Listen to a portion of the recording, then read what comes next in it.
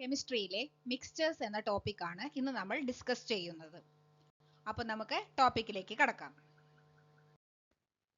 രണ്ടോ അതിൽ കൂടുതലോ സബ്സ്റ്റൻസിന്റെ ഫിസിക്കൽ കോമ്പിനേഷനെയാണ് നമ്മൾ മിക്സ്ചർ എന്ന് പറയുന്നത്.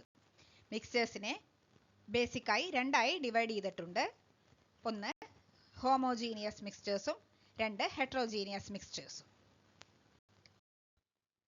ആദ്യം നമുക്ക് ഹോമോജീനിയസ് മിക്സ്ചേഴ്സിനെ കുറിച്ച് നോക്കാം. ഒരു മിക്സ്ചറിൽ യൂണിഫോം കോമ്പോസിഷൻ ഓഫ് സബ്സ്റ്റൻസസ് ആണെങ്കിൽ അതിനെ നമ്മൾ ഹോമോജീനിയസ് മിക്സ്ചേഴ്സ് എന്ന് പറയുന്നു. അതിന് എക്സാമ്പിൾസ് ആണ് സോൾട്ട് വാട്ടർ. സോൾട്ട് വാട്ടർ മിശ്രിതത്തിലെ ഫിസിക്കലായിട്ട് ഒരു യൂണിഫോം കോമ്പോസിഷനാണ് നമുക്ക് കാണുന്നത്. അപ്പോൾ സോൾട്ട് വാട്ടർ എന്ന് പറയുന്നത് ഒരു homogeneous mixture of salt and water ആണ്. അതുപോലെ തന്നെ ഷുഗർ വാട്ടറും. Next air. എയർ എന്ന് പറയുന്നത് homogeneous mixture of gases like oxygen, nitrogen, carbon dioxide അങ്ങനെയുള്ള ഒക്കേൻ്റെ ഒരു ഹോമോജീനിയസ് മിക്സ്ചർ ആണ്. പിന്നെ സോഫ്റ്റ് ഡ്രിങ്ക്സ്, ഇതൊക്കെ എന്തിന് എക്സാമ്പിൾ ആണ്? ഹോമോജീനിയസ് മിക്സ്ചേഴ്സിന് എക്സാമ്പിൾ ആണ്. ഇനി നമുക്ക് ഹെട്രോജീനിയസ് മിക്സ്ചേഴ്സിനെ കുറിച്ച് നോക്കാം. ഒരു മിക്സ്ചറിൽ യൂണിഫോം കോമ്പോസിഷൻ അല്ലെങ്കിൽ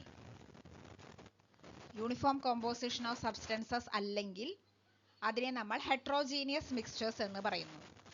example sand and water, oil and water തുടങ്ങിയവ ഹെട്രോജീനിയസ് മിക്സ്ചേഴ്സിന് എക്സാമ്പിൾ ആണ്. രണ്ട് സബ്സ്റ്റൻസും എങ്ങനെ ഇരിക്കും? സെപ്പറേറ്റ് ആയിട്ട് ഇരിക്കും. ഇനി നമുക്ക് സെപ്പറേഷൻ ഓഫ് മിക്സ്ചേഴ്സ് എന്ന ടോപ്പിക്കിലേക്ക് കടക്കാം. ഫസ്റ്റ് വൺ ആണ് സബ്ലിമേഷൻ. മിക്സ്ചേഴ്സിനെ സെപ്പറേറ്റ് ചെയ്യാനുള്ള ഡിഫറെൻ്റ് ആയിട്ടുള്ള ടെക്നിക്സ് ഉണ്ട്, അല്ലെങ്കിൽ ഡിഫറെൻ്റ് ആയിട്ടുള്ള മെത്തേഡ്സ് ഉണ്ട്. അതിൽ ഒന്നാമത്തേതാണ് സബ്ലിമേഷൻ എന്ന് പറയുന്നത്. ബേസിക് ആയിട്ട് ഒരു സബ്സ്റ്റൻസിന് 3 സ്റ്റേറ്റ് ആണുള്ളത് അല്ലേ? സോളിഡും ലിക്വിഡും ഗ്യാസും. അപ്പോൾ മിക്സ്ചേഴ്സിനെ സെപ്പറേറ്റ് ചെയ്യാനുള്ള ഫസ്റ്റത്തെ ടെക്നിക്കായ സബ്ലിമേഷനിൽ നമ്മൾ സോളിഡ് സബ്സ്റ്റൻസിനെ ഡയറക്റ്റ് ആയിട്ട് നമ്മൾ എന്തിലേക്കാണ് ട്രാൻസ്ഫർ ചെയ്യുന്നത്? വേപ്പറിലേക്കാണ് ട്രാൻസ്ഫർ ചെയ്യുന്നത്. അപ്പോൾ സോളിഡിൽ നിന്ന് ഡയറക്റ്റ് ആയിട്ട് വേപ്പറിലേക്ക് ട്രാൻസ്മിഷൻ നടത്തുന്ന സെപ്പറേഷൻ ടെക്നിക്കിനെയാണ് നമ്മൾ എന്ത് പറയുന്നത്? സബ്ലിമേഷൻ എന്ന് പറയുന്നത്. അതിന് എക്സാമ്പിൾസ് ആണ് കാംഫർ, കർപ്പൂരം, നാഫ്തലിൻ ഗുളികകൾ, അമോണിയം ക്ലോറൈഡ് തുടങ്ങിയവയൊക്കെ. അപ്പോൾ സോളിഡ് ടു വേപ്പർ ട്രാൻസ്മിഷനെ ഹെൽപ്പ് ചെയ്യുന്ന സെപ്പറേഷൻ ടെക്നിക്കാണ് സബ്ലിമേഷൻ എന്ന് പറയുന്നത്. നെക്സ്റ്റ് സെപ്പറേഷൻ ടെക്നിക്കാണ് ഫിൽട്രേഷൻ എന്ന് പറയുന്നത്. ഫിൽട്രേഷനിലെ സോളിഡ് പാർട്ടിക്കിൾസിനെ ലിക്വിഡിൽ നിന്നും ഗ്യാസിൽ നിന്നും ഒരു ഫിൽട്ടർ ഉപയോഗിച്ച് വേർതിരിക്കുന്നു. ഫിൽട്രേഷൻ പ്രോസസ്സിലെ സോളിഡ് പാർട്ടിക്കിൾസിനെ ലിക്വിഡ്സിൽ നിന്നും ഗ്യാസിൽ നിന്നും ഒരു ഫിൽട്ടർ ഉപയോഗിച്ച് വേർതിരിക്കുന്നു. അതിന് ഏറ്റവും നല്ലൊരു എക്സാമ്പിൾ എന്ന് പറയുന്നതാണ് എന്ത്? ചായ ഉണ്ടാക്കുമ്പോൾ ചായ ലീവ്സ്, ടീ ലീവ്സ് നമ്മൾ അരിപ്പ വെച്ചിട്ട് വാട്ടറിൽ നിന്നും വേർതിരിക്കുന്ന പ്രോസസ്സ്. പിന്നെ അതേപോലെ തന്നെ എൻജിൻ ഓയിലിൽ നിന്നും സോളിഡ് പാർട്ടിക്കിൾസ് വേർതിരിക്കാൻ നമ്മൾ ഫിൽട്രേഷൻ മെത്തേഡ് യൂസ് ചെയ്യുന്നു. പിന്നെ HPRA എന്ന് പറയുന്നത് ഒരു എയർ ഫിൽട്ടർ ആണ്. AC-യിൽ യൂസ് ചെയ്യുന്ന ഒരു എയർ ഫിൽട്ടർ ആണ്. ഇത് എയറിലുള്ള പാർട്ടിക്കിൾസിനെ റിമൂവ് ചെയ്യാൻ ഹെൽപ്പ് ചെയ്യുന്നു. അപ്പോൾ ഇത്രയൊക്കെയാണ് എന്തിന് എക്സാമ്പിൾ? ഫിൽട്രേഷന് എക്സാമ്പിൾ.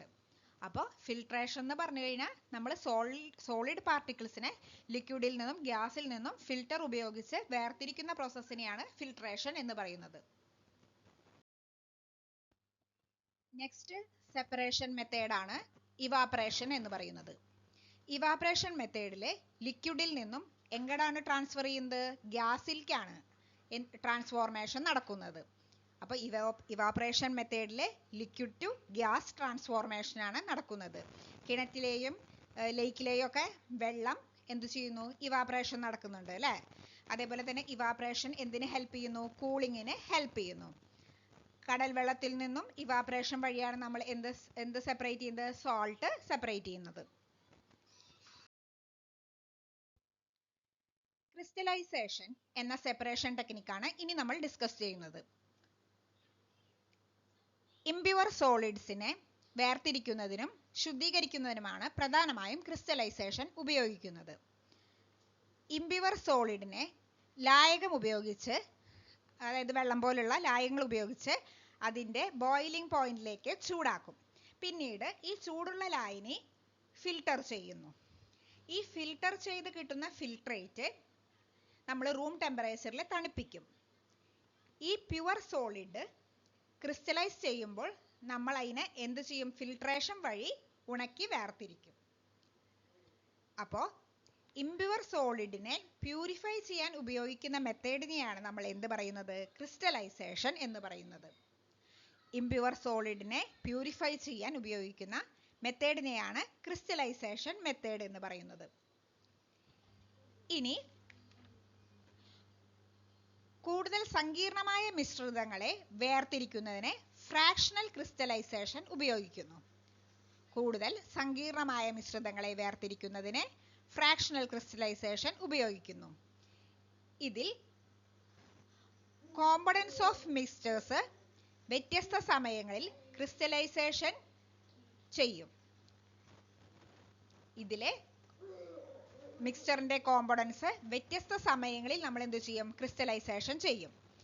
ഇൻഡസ്ട്രിയൽ പ്രോസസ്സിനൊക്കെയാണ് ഇത് കൂടുതലായിട്ട് ഉപയോഗിക്കുന്നത്.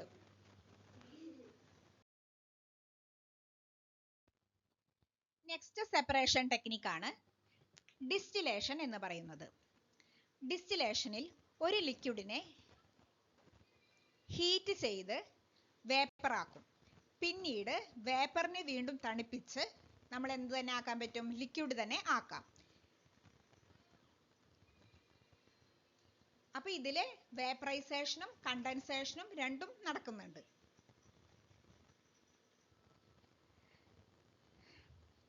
അപ്പോ ബോയിലിംഗ് പോയിന്റ് ഡിഫറെന്റ് ആയുള്ള മിശ്രിതങ്ങളെ വേർതിരിക്കാനാണ് ഈ മെത്തേഡ് യൂസ് ചെയ്യുന്നത്. അതായത് സെപ്പറേഷൻ നടത്തുന്നത് ബോയിലിംഗ് പോയിന്റ് ഡിഫറൻസിന്റെ ബേസിലാണ്.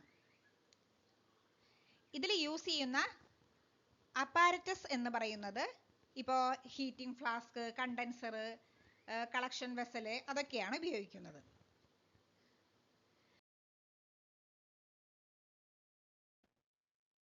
നെക്സ്റ്റ് ഫ്രാക്ഷണൽ ഡിസ്റ്റിലേഷനെ കുറിച്ച് പറയാം. ഡിസ്റ്റിലേഷൻ പോലെ തന്നെയാണ് ഫ്രാക്ഷണൽ ഡിസ്റ്റിലേഷനും. പക്ഷെ ബോയിലിംഗ് പോയിന്റ് ക്ലോസർ ആയ അല്ലെങ്കിൽ ബോയിലിംഗ് പോയിന്റ് സിമിലർ ആയ ലിക്വിഡ്സിനെയാണ് നമ്മൾ ലിക്വിഡ്സിനെ സെപ്പറേറ്റ് ചെയ്യാനാണ് ഫ്രാക്ഷണൽ ഡിസ്റ്റിലേഷൻ യൂസ് ചെയ്യുന്നത്. അപ്പോൾ ഈ ഫ്രാക്ഷണൽ ഡിസ്റ്റിലേഷനിൽ നമ്മൾ പറഞ്ഞു അല്ലേ, ഡിസ്റ്റിലേഷനിൽ കുറച്ച് അപ്പാരറ്റസ് യൂസ് ചെയ്യുന്നുണ്ട് എന്ന് പറഞ്ഞു. അതായത് ഇപ്പോൾ heating flask, condenser, collection vessel അതൊക്കെയാണ് അതിൽ യൂസ് ചെയ്യുന്നത് പറഞ്ഞു. പക്ഷേ ഫ്രാക്ഷണൽ ഡിസ്റ്റിലേഷനിൽ മെയിനായിട്ട് യൂസ് ചെയ്യുന്ന ഈ ഹീറ്റിംഗ് ഫ്ലാസ്കും പിന്നെ കണ്ടൻസറൊക്കെ യൂസ് ചെയ്യുന്നുണ്ട്. അതിൻ്റെ കൂടെ ഒരു സ്പെഷ്യൽ ആയിട്ട് യൂസ് ചെയ്യുന്ന ഇതാണ് എന്ത്? ഫ്രാക്ഷനേറ്റിംഗ് കോളം എന്ന് പറയുന്നത്. ഫ്രാക്ഷനേറ്റിംഗ് കോളം എന്ന് പറയുന്നത് ഇത് ബേസിക്കായിട്ട് എന്താ പറയുക, ഈ ഇതിൻ്റെ ഈ ഏരിയ ഒക്കെ ഇൻക്രീസ് ചെയ്യിക്കാൻ, അതായത് ഏരിയ ഒക്കെ ഇൻക്രീസ് ചെയ്യിക്കാനായിട്ട് ഹെൽപ്പ് ചെയ്യാണ് ചെയ്യണത്. അതിൻ്റെ ആ വേപ്പറൈസേഷനൊക്കെ കൂട്ടാൻ വേണ്ടിയിട്ട് ഹെൽപ്പ് ചെയ്യും. പിന്നെ ഇതിന് ഫ്രാക്ഷണൽ ഡിസ്റ്റിലേഷന് എക്സാമ്പിൾ ആണ് എന്ത് പറയുന്നത്? ക്രൂഡ് ഓയിൽ റിഫൈനിങ് എന്ന് പറയുന്നത്. ക്രൂഡ് ഓയിലിലെ വേരിയസ് കോമ്പണൻസ് ഒക്കെ നമുക്ക് സെപ്പറേറ്റ് ചെയ്യാനായിട്ട് പറ്റും. Next chromatography. ക്രോമാറ്റോഗ്രഫി എന്ന് പറയുന്നത് ഒരു ലാറ്റിൻ വേർഡിൽ നിന്നും ഡിറൈവ് ചെയ്തതാണ്. ക്രോമ എന്ന ലാറ്റിൻ വേർഡിൽ നിന്നും ഡിറൈവ് ചെയ്തതാണ്. അതിൻ്റെ അർത്ഥം കളർ എന്നാണ്. പിന്നെ ക്രോമാറ്റോഗ്രഫിയിലെ എല്ലാ കോമ്പണൻസിനും ഒരേ റേറ്റിലല്ല അബ്സോർബ് ആവുക. അബ്സോർപ്ഷൻ ബേസിലാണ് ക്രോമാറ്റോഗ്രഫി നമ്മൾ നടത്തുന്നത്. ഇപ്പോൾ ക്രോമാറ്റോഗ്രഫിക്ക് എക്സാമ്പിൾ നമ്മുടെ ഡെയിലി ലൈഫിലുള്ള എക്സാമ്പിൾ ആണെന്ന് പറയുന്നത് ഈ അത്ലറ്റിക്സിൻ്റെ ഒക്കെ ടെസ്റ്റിംഗ് നടത്തും അല്ലേ? അവർ തന്നെ ഈ ബ്ലഡ് സ്ട്രീം ഒക്കെ ടെസ്റ്റ് ചെയ്തിട്ട് എന്ത് നോക്കാൻ വേണ്ടിയിട്ട് അവരുടെ പെർഫോമൻസ് എൻഹാൻസിങ് ഡ്രഗ്സ് ഒക്കെ യൂസ് ചെയ്യുന്നുണ്ടോ എന്നുള്ളത് ചെക്ക് ചെയ്യൂ അല്ലേ? അതിനൊക്കെ ഹെൽപ്പ് ചെയ്യുന്ന ഒരു ടെക്നിക്കാണിത്. പിന്നെ അതേപോലെ തന്നെ ഫുഡ് സേഫ്റ്റിയുമായിട്ട് റിലേറ്റ് ചെയ്തിട്ട് ഫുഡ് സേഫ്റ്റിയുമായിട്ട് അതിൽ പെസ്റ്റിസൈഡ്സ് പിന്നെ അഡിക്റ്റീവ് ആയിട്ടുള്ള പ്രിസർവേറ്റീവ്സ് ഇതൊക്കെ യൂസ് ചെയ്തിട്ടുണ്ടോ അതിൻ്റെ അളവൊക്കെ അറിയാൻ വേണ്ടിയിട്ട് നമ്മൾ ഈ ക്രോമാറ്റോഗ്രഫി ടെക്നിക്ക് യൂസ് ചെയ്യുന്നുണ്ട്. അപ്പോൾ ഇതൊക്കെ ക്വസ്റ്റ്യൻസ് പോലെ വരാം. ഈ മെത്തേഡൊക്കെ യൂസ് ചെയ്യണ ഇതിനൊക്കെ വേണ്ടിയിട്ട് അത്ലറ്റിക്സ് ഒക്കെ ആ ഏരിയയായിട്ട് ബന്ധപ്പെട്ട സെപ്പറേഷൻ ടെക്നിക്ക് ഏതാന്നൊക്കെ ചോദിക്കാം.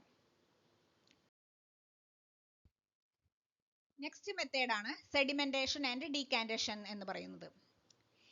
ഈ മെത്തേഡില് ഒരെണ്ണം ലിക്വിഡ് കോമ്പണന്റും മറ്റേത് ഇൻസോലിബിൾ സോളിഡും ആയിരിക്കും. അതിന്റെ എക്സാമ്പിൾ ആണ് എന്ന് പറയുന്നത് മഡ് ആൻഡ് വാട്ടർ എന്ന് പറയുന്നത്. അപ്പൊ നമുക്ക് ഈ മഡിനും വാട്ടറിനെയും നമുക്ക് എന്നിട്ട് സെപ്പറേറ്റ് ചെയ്യാനായിട്ട് പറ്റും അല്ലേ? അത് മിക്സ് ചെയ്തിട്ടുണ്ടെങ്കിൽ അതിനെ നമുക്ക് സെപ്പറേറ്റ് ചെയ്യാൻ പറ്റും അല്ലേ? അപ്പോൾ അതിന് വേണ്ടിയിട്ട് നമ്മൾ എന്ത് ചെയ്യണം? ഈ മഡി വാട്ടർ നമ്മൾ എന്ത് ചെയ്യണം? കുറച്ച് നേരം അനക്കാതെ വെക്കണം അല്ലേ? ഒരു ബീക്കറിൽ അനക്കാതെ ഈ മഡി വാട്ടർ നമ്മൾ അനക്കാണ്ട് വെക്കണം. അപ്പൊ അതെന്തായിരിക്കും? ഈ മഡ് എവിടെ സ്റ്റോർ ആവും? ഇതിന്റെ ബോട്ടം പാർട്ടിൽ സ്റ്റോർ ആവും അല്ലേ? അപ്പൊ ആ പ്രോസസ്സിനെയാണ് നമ്മൾ എന്ത് പറയുന്നത്? സെഡിമെന്റേഷൻ എന്ന് പറയുന്നത്. പിന്നെ ഡീകാന്റേഷൻ. അപ്പോൾ ഡീകാന്റേഷൻ എന്ന് പറഞ്ഞു കഴിഞ്ഞാൽ ഇതിലുള്ള ആ ക്ലിയർ ലിക്വിഡ് എവിടെയാ ഉണ്ടാവുക? ടോപ്പിലായിരിക്കും അല്ലേ? ആ ടോപ്പിലായിരിക്കും ക്ലിയർ ലിക്വിഡ് ഉണ്ടായിരിക്കുക. അപ്പോൾ ആ ക്ലിയർ ലിക്വിഡിനെ നമുക്ക് എന്ത് ചെയ്യാം? വേറെ ഇതിലേക്ക് ട്രാൻസ്ഫർ ചെയ്യാനായിട്ട് പറ്റും അല്ലേ? അപ്പൊ ഇതിനെയാണ് നമ്മൾ എന്ത് പറയുന്നത്? ഡീകാന്റേഷൻ എന്ന് പറയുന്നത്. അപ്പോൾ ഫാസ്റ്റർ ആയിട്ടുള്ള സെഡിമെന്റേഷൻ നടക്കണമെങ്കിൽ നമ്മൾ അതിനെന്ത് ചെയ്യണം?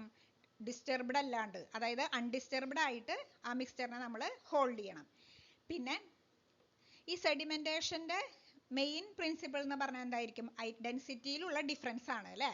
കോമ്പണൻസിന്റെ ഡെൻസിറ്റിയിലുള്ള ഡിഫറൻസ് ആണ് മെയിൻ പ്രിൻസിപ്പിൾ എന്ന് പറയുന്നത്. അതായത് ഡിഫറെന്റ് ഡെൻസിറ്റി ഉള്ള കോമ്പണൻസ് അല്ലേ നമ്മൾ ഇതിൽ യൂസ് ചെയ്യണത്.